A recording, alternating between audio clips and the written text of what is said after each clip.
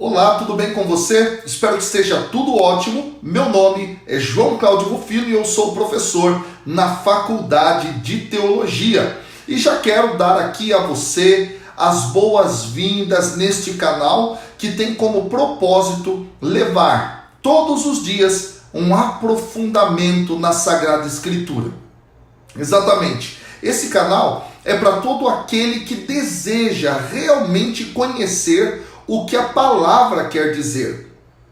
Para a gente não deixar com que as nossas ideias sejam impostas no texto, distorcendo toda a mensagem que o Senhor quer trazer para a nossa vida, beleza? Então, nós vamos hoje mergulhar num texto bastante interessante que está presente lá no capítulo 17, dos versículos de 1 a 6.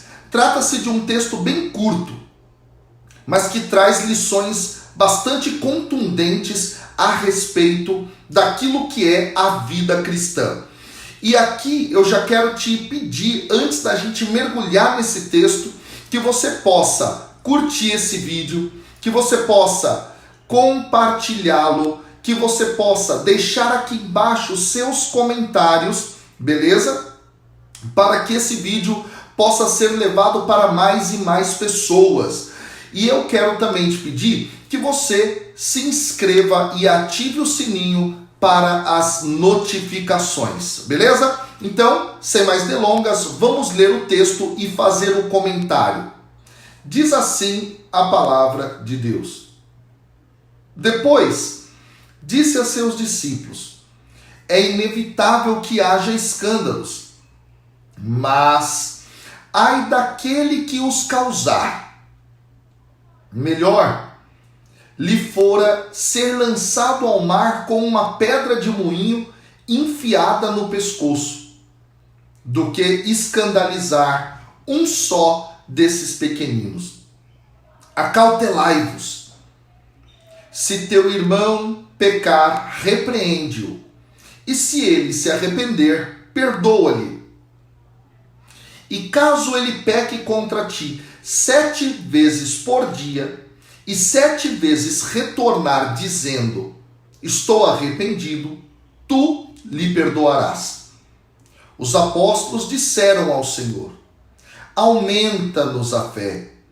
O Senhor respondeu: se tivesseis fé como um grão de mostarda, diríeis a esta moreira: arranca-te e replanta-te no mar, e ela vos obedeceria.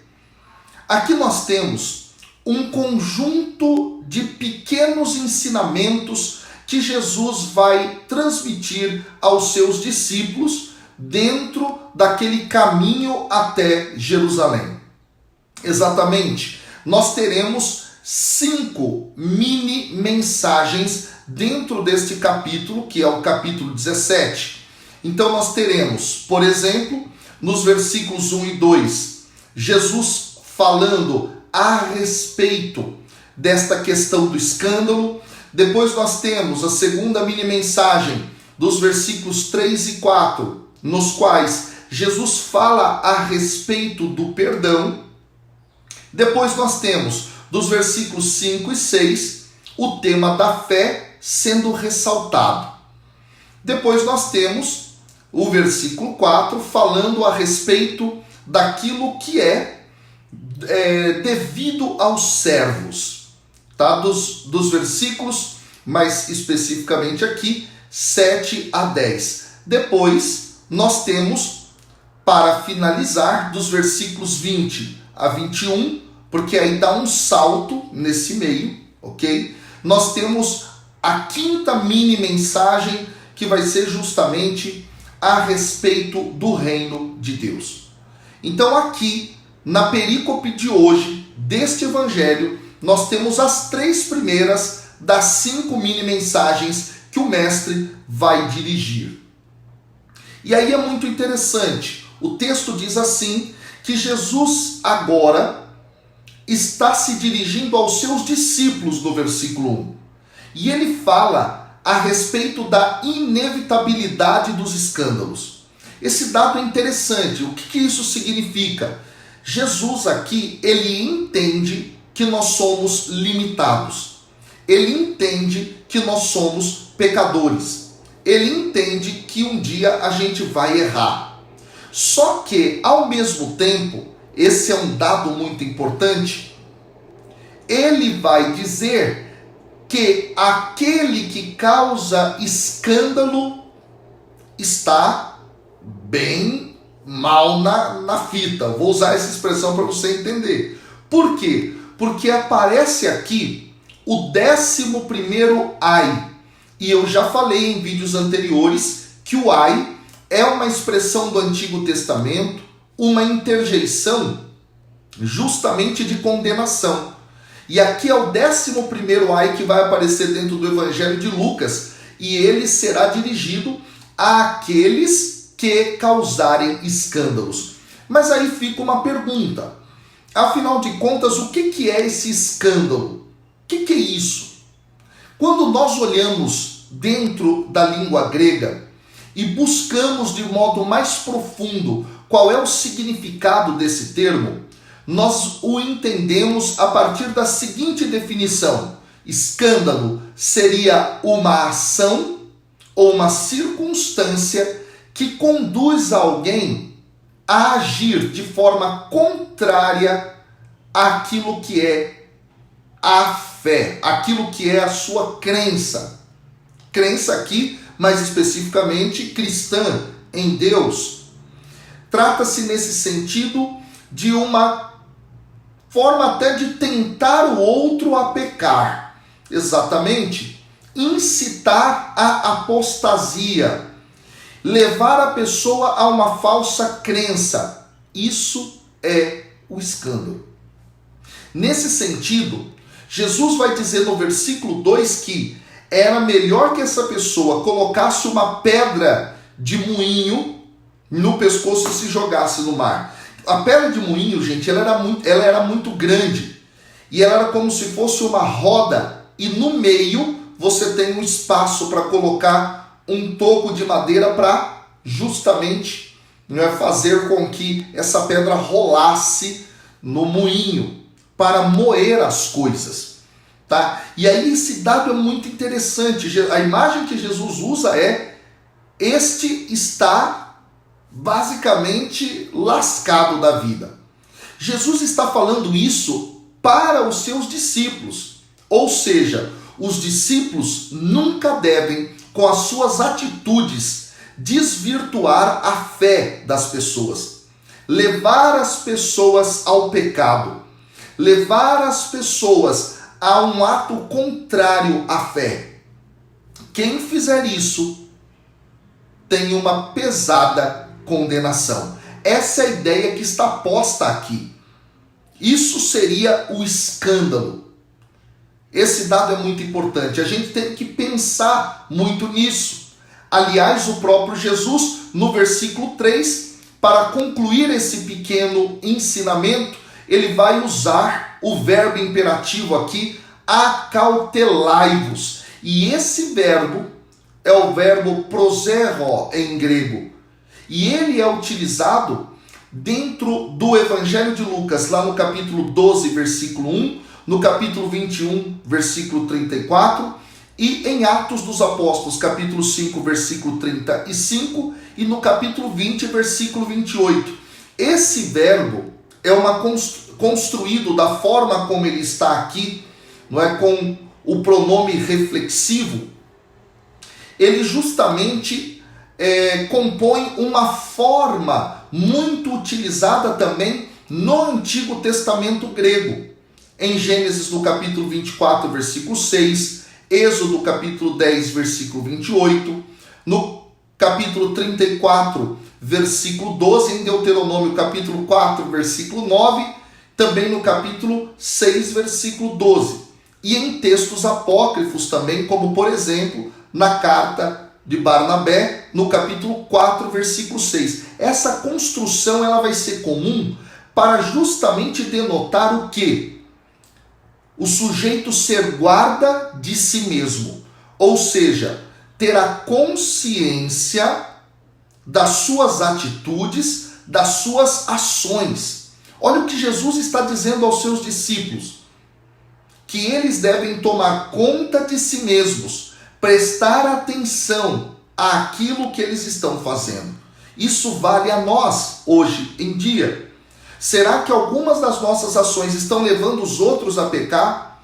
Ou a achar que o pecado é algo comum, que o pecado é algo que, no sentido assim, de viver no pecado, não é? Que o pecado é algo que todo mundo pode viver, se lambuzar e mergulhar? A gente precisa ter muito cuidado, porque as pessoas, ao olharem para nós, não podem ser conduzidas à apostasia, ao erro. Pensa nisso. Depois que Jesus dá esse primeiro mini ensinamento, ele vem agora então com o segundo a respeito da questão do perdão e da correção fraterna.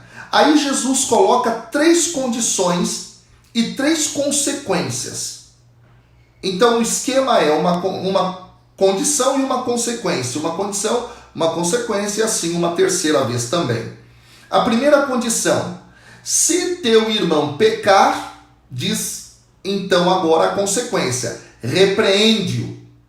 Esse dado é muito interessante. Nós não devemos deixar o outro viver no erro. Nós temos a obrigação de repreendê-lo. E aqui a repreensão, é claro, ela não precisa ser aquela repreensão, não é, com palavras, eu vou dizer, mal educadas. Mas a gente tem a incumbência dada pelo próprio Cristo de chegar até a pessoa, ok? Eu vou até inclusive falar um pouco mais a respeito disso na continuidade aqui do texto. A segunda condição: e se ele se arrepender, perdoa-lhe. Veja, se ele se arrepender do erro, perdoa. Dá a ele o perdão. Terceira condição: e caso ele peque contra ti 7 vezes por dia, e 7 vezes ele retornar, diz o texto então, dizendo eu estou arrependido, e aí é a condição, é o arrependimento, tu lhe perdoarás. Esse dado é muito interessante. Aqui Jesus então coloca como dado fundamental da experiência da comunidade o perdão. E este perdão está vinculado ao arrependimento do outro. Esse dado é interessante aqui. E esse 7 vezes, não é, diz respeito a perdoar absolutamente tudo. Você sabe que o número 7, muito embora isso seja questionado entre nós biblistas, mas a maior parte entende dessa forma, não é? Ele é o número da plenitude. Então, 7 vezes teu irmão voltar arrependido, pode perdoar. E aqui há um eco de um texto do Antigo Testamento, que é justamente Levítico, no capítulo 19, versículo 17, onde diz assim: não aborrecerás teu irmão no teu íntimo, mas repreenderás o teu próximo, e por causa dele não levarás sobre ti pecado. Olha isso. A gente não deve aborrecer o irmão, mas a gente deve repreender o irmão, não é? Para que o pecado não esteja sobre nós. E aqui é claro, é muito interessante que há 2 formas dentro do judaísmo daquela época de Jesus. 2 maneiras de se interpretar esse texto. A primeira é no sentido moral. Então, quando a gente pega um texto apócrifo chamado Testamento de Gad, nós temos no capítulo 6, versículos 3 a 4, justamente a ideia de que a pessoa não deve censurar a pessoa ofensora com insistência, com tanta insistência, não é? Mas deve conversar com ela. Em que sentido? Se deve ter o tato na hora de conversar com o irmão. Não chegar com os 2 pés no peito, com ignorância, mas dialogar com ele, ok? Então, nesse sentido, também se interpreta esse texto na tradição judaica. E depois um segundo sentido que vai ser um sentido jurídico, que vai justamente afirmar que a censura do ofensor pela pessoa ofendida é uma etapa necessária no processo judicial. E que se o assunto não for resolvido, aí sim se deve levar a um tribunal. Isso está presente em diversos textos judaicos, mas eu destaco aqui um texto que é um dos manuscritos de Qumran, que é o 1QS, não é? Lá no capítulo 5, no versículo 23, e no capítulo 6, versículo 1, essa ideia vai ser tratada. Então, o que se deve fazer? Ir tentar resolver com carinho, não é? Com abertura, e se não se resolver, aí sim ir para outras instâncias, mas sempre pensando em não escandalizar os pequeninos. Ok? Esse dado é muito importante. Então o texto nos chama a cautela, a sabedoria. E aí, claro, uma vez que os discípulos ouvem isso do mestre, aí vem os versículos 5 e 6 para finalizar. E nesses versículos os apóstolos agora, não só os discípulos, os apóstolos, aqueles 12 que foram escolhidos e que foram enviados pelo mestre de modo especial. Os apóstolos dizem ao Senhor agora: Senhor, aumenta-nos a fé. E o Senhor então vai responder justamente dizendo: se vocês tiverem fé do tamanho de um grão de mostarda, vocês vão dizer à amoreira, sai daqui, e vai se plantar no mar. Eu já comentei esse texto aqui, inclusive, para vocês, mas eu sempre gosto de lembrar. A mostarda tem a semente da época entendida menor de todas, ok? Mas é uma semente muito forte. Uma semente que brota mesmo estando plantada numa profundidade imensa e neste sentido, a amoreira vai ser uma planta cujas raízes vão muito profundas e é muito difícil da amoreira ser tirada de um lugar para ser levado para outro. Então Jesus está dizendo, se você tiver uma fé pequena, você vai ter grandes resultados na tua fé. E aí, claro, a fé será, nesse sentido, dentro desse contexto, um ponto fundamental para a vivência das boas relações da comunidade, levando o cristão a não escandalizar, porque ele, pela fé, vai viver uma vida reta em Deus, levando o cristão a perdoar e ter um bom relacionamento de correção um em relação ao outro, e isso, então, é algo fundamental, tá bom? Gente, que Deus abençoe cada um de vocês, e eu quero deixar aqui um recado. Aqui embaixo, na descrição, eu estou colocando um link. Esse link é um curso totalmente gratuito, beleza? Totalmente gratuito.